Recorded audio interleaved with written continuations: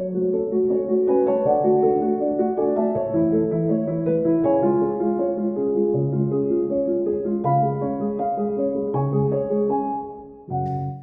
I'm Miko Peled, and I'm speaking to you from Palestine House of Freedom here in Washington, D.C.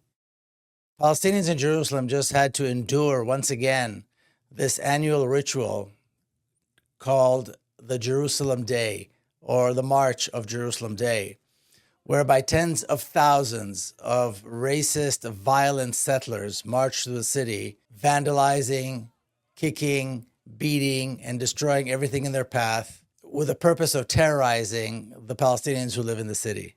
I've been to Jerusalem many times and seen this in person. It is a terrifying thing to see.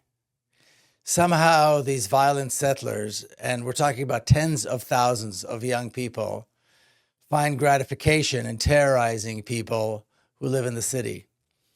You see Palestinians getting ready for this earlier in the day, running and locking up their stores, locking themselves up in their homes throughout the city. And then these waves of young settlers, again, tens of thousands of them, destroying, yelling, singing, using the worst profanities one can imagine as they run through the city, run amok through the city. The march ends in the plaza that was created right in front of the Western Wall, just below Al-Aqsa, a space that used to house what was known as the Mughrabi neighborhood in the old city of Jerusalem. It was destroyed after that part of the city was occupied in 1967. So there's a huge plaza there, and they gather there, again, by the tens of thousands. And major figures from the apartheid government stand up and speak to them.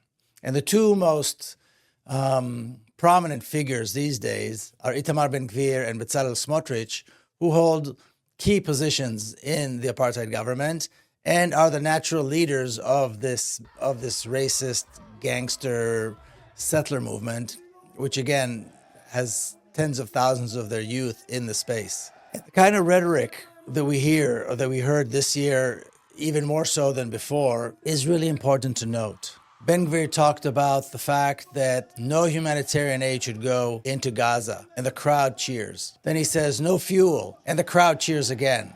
And then he says, no food, and they cheer even more. And then he says, only a bullet to the head. And the crowds cheer even more, speaking about the only thing that should go into Gaza are bullets to the heads of Palestinians. Then Smotrich talked about the fact that Israel is not ashamed to be called an occupier and a conqueror, because occupying and conquering is what Israel is all about. And again, tens of thousands cheer. Then he talked about defeating Gaza and expanding the boundaries of the state of Israel.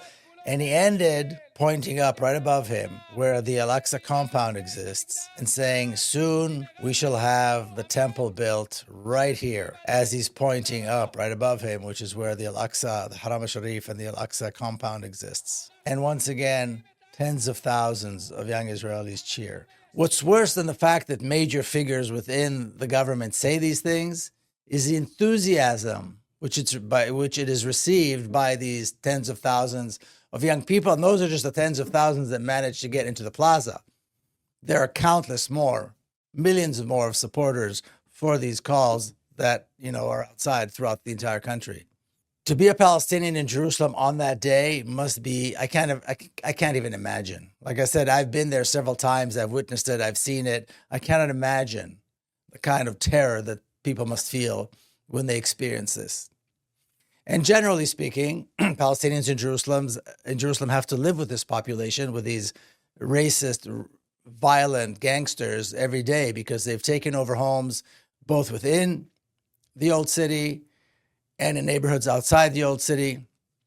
The two that most well known are Sheikh Jarrah on one side and Silwan on the other, but they've taken over Palestinian properties throughout the entire city. And this is the life that Palestinians have to endure, having these violent settlers within them, terrorizing them every single day.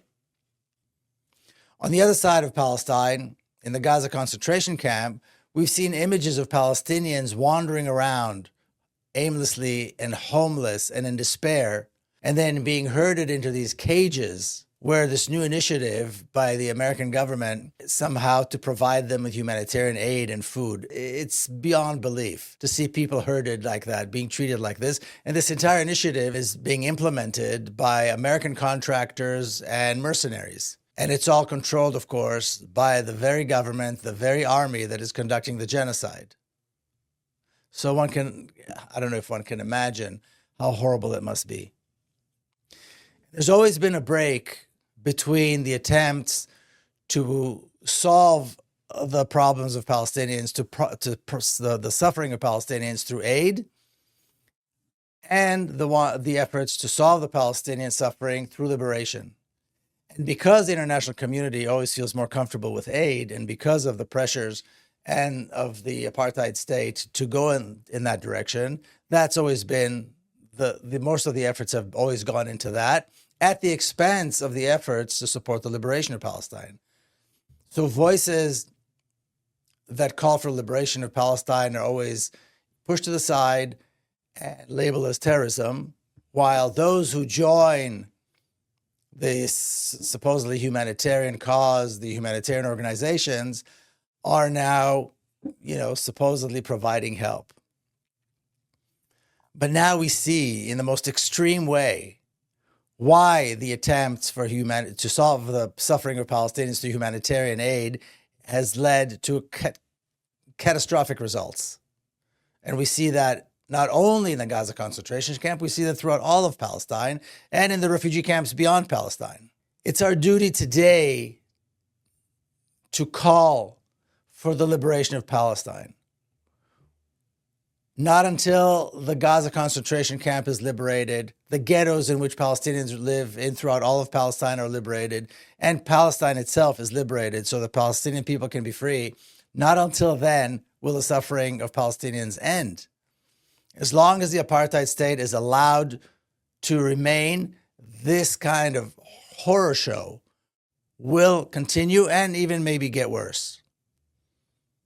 We always reach these points where we think, well, it can't get any worse, and then it gets worse.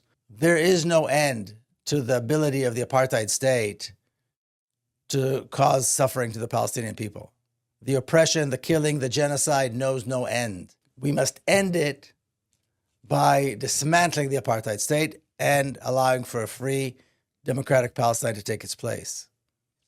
Here at Palestine House of Freedom, we have just initiated what we call Tarakum, which is an initiative to bring about the accumulation of Palestinians, the cause by Palestinians throughout the generations, throughout the decades, calls for liberation by a whole host of means. These are voices, these are attempts that have been either shut down through the killing of the people who called them, through the incarceration, other means of oppression, or have just been pushed to the side and called terrorism in general. These are the voices that need to be brought up. And in our initiative, our Tarakum initiative, we are bringing up these voices. We're placing them front and center.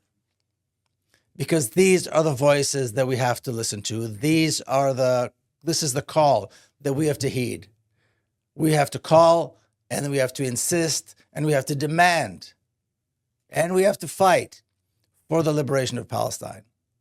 We need to look beyond the apartheid state to the day where it is dismantled and Palestine is free. It is our duty as humans to do this today.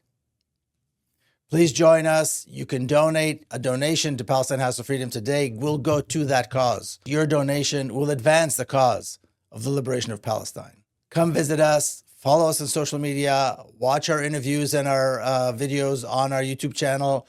Be part of this movement. If you're local or if you visit Washington, D.C., please come and visit us, participate in our events. We're here for people to come and be part of our space. This space is for everyone who believes in the liberation of Palestine. Don't wait. Participate now. Thank you very much.